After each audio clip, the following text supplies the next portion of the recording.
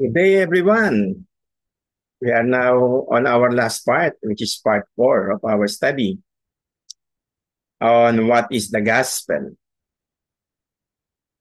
Taken from the book, again, The Gospel as Center by D.A. Carson and Timothy Keller.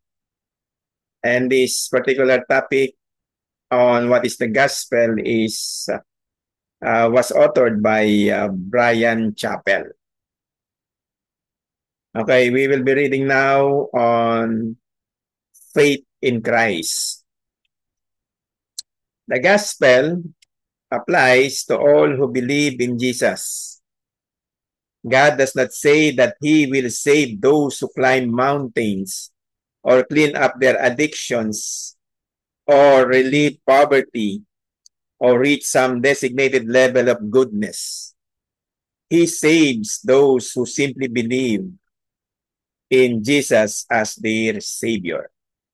In John chapter 3, verse 16,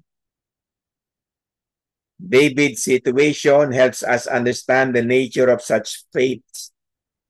We should not be swayed by misconceptions that faith in Jesus identifies something good in us that makes him love us. According to this thinking, faith just makes us a little bit better than other people. But such definitions of faith make no sense at all. How could doing a little thing like acknowledging that Jesus died for sin possibly compensate for the Apostle Paul's blasphemy and murder? How could my brother's simple belief in Christ's sacrifice make up for past crimes? If God were balancing the scales of justice with our faiths, then he would not be just. We must understand that Christ's sacrifice, not our faiths, is the work that balances the scales of divine justice. If our faith earned God's grace, then we are responsible for our salvation. We could take the credit. But the Bible is clear, Jesus saves. Our faith does not earn God's love or merit his grace. Think how strange it would be for a man who had been rescued from drowning to strut down the beach boasting, I am alive because I was good enough to call for the lifeguard to save me. Everyone will recognize that the saved swimmer had no cause for boasting. His rescue was entirely a result of depending on the goodwill and ability of the lifeguard. Depending entirely on another is the antithesis of a second common misconception about saving faith. It's made sufficient by its strength. People think that by a sufficient degree of psychological effort or theological study, they will pump enough faith into their hearts to warrant God's love.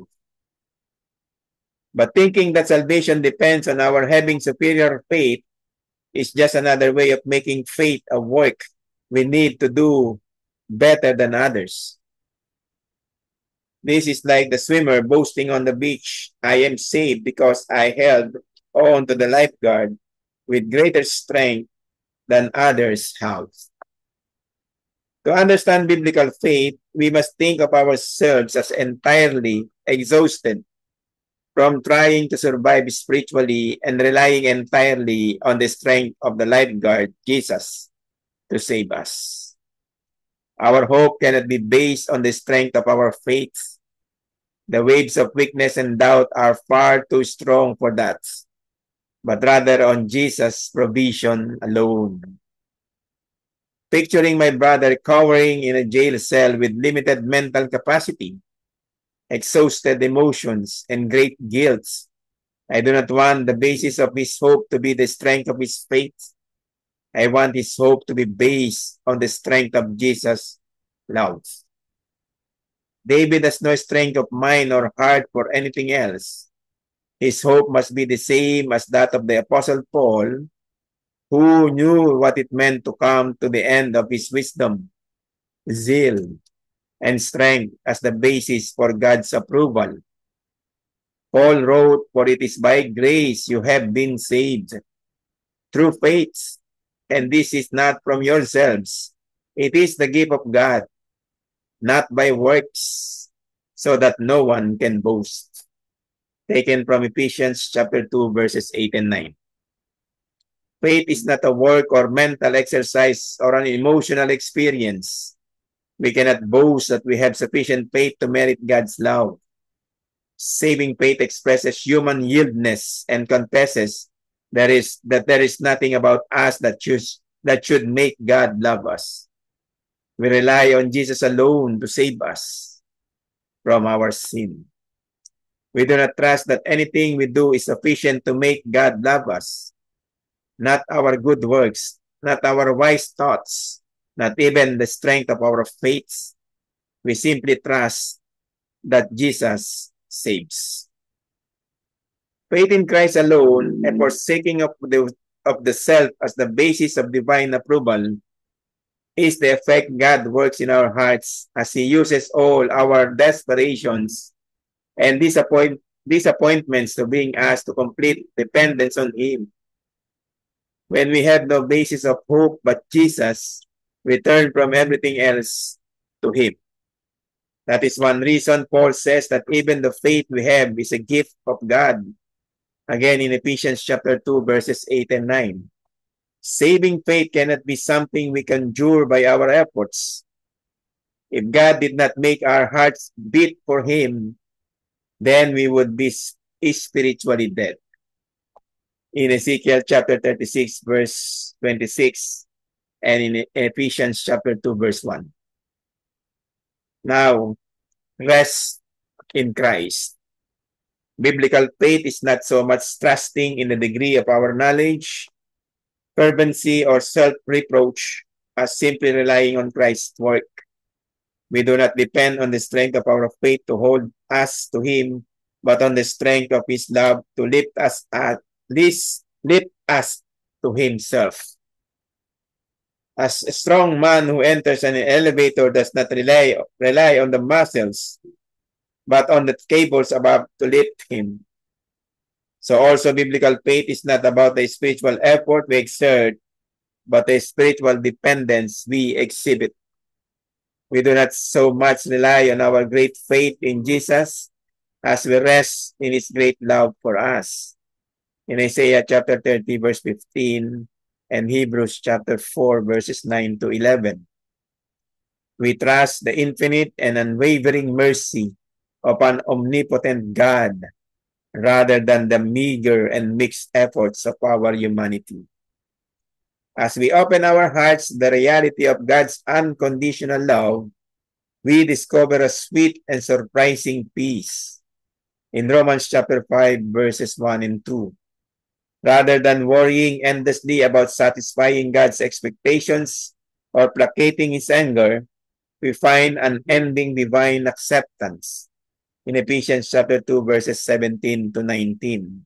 We also discover that entrusting our souls to Jesus is not living in daily dread of the frown of God.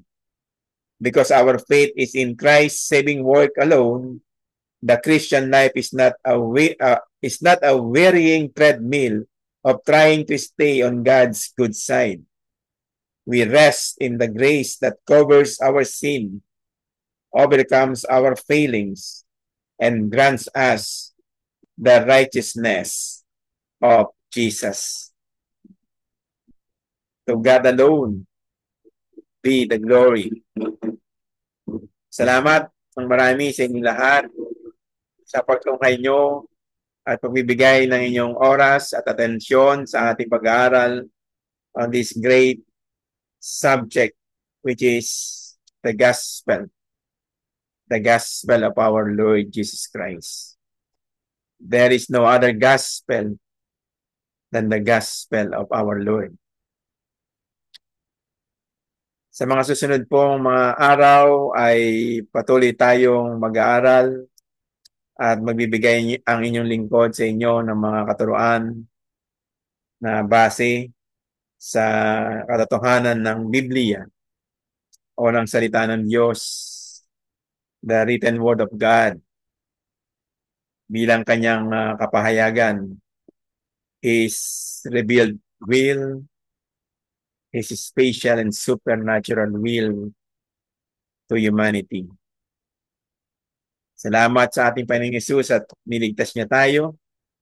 At sa mga nakatutunghay, nakaka-view ng katuroang ito, ay ating pong ipinapanalangin sa ating Diyos sa pangalan ng ating Panginoong Hesus.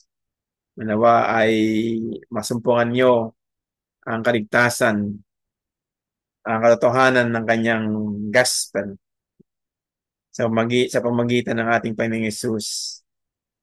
Masumpungan nyo siya, ang kanyang salita, na siya ang tagapagligtas at siya ang ating Diyos na totoo, na mayroong kapangyarihan na magligtas at magbago ng buhay. Sa kaligtasan na ating natatamo sa ating Panginoong Hesus ay may buhay na walang hanggan. At may katotohanang makakasama natin siya, ang kanyang presensya, magpa sa walang hanggan doon sa kanyang trono sa kalangitan. Muli, patuloy akong nagpupuri sa Diyos sa kanyang katotohanan at sa kanyang dakilang pag-ibig. See you next time on our next study. And Lord willing, we'll be seeing each other again. God bless. See you soon.